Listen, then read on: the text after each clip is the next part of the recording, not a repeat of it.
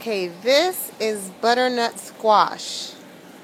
Nope, yeah, butternut squash. I made butternut squash for dinner last week, and when I cut it open, the seeds were sprouting in the butternut squash already. So I thought I'd just throw it in some potting soil and see what happens. In 5 days, this is what happened.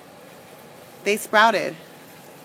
I'm so excited. So I'm preparing this bed over here to plant and just to dedicate it to squash. And everything else I've ever planted came from a plant from a store. But this is the first time I've ever grown my own seeds from something that we ate. So I'm going to repot them in a bigger pot before I set them out into the wild outdoors right here.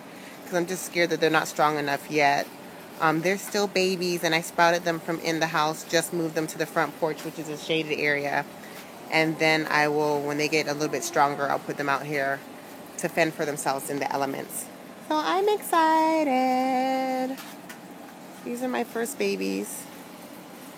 Butternut squash.